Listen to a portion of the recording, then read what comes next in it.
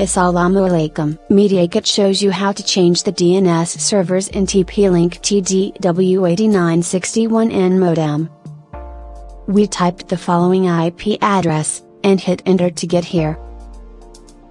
Type here username, admin, and default password, admin. Type your password if you have already changed it before. And click login. Click on interface setup menu. And click on LAN submenu.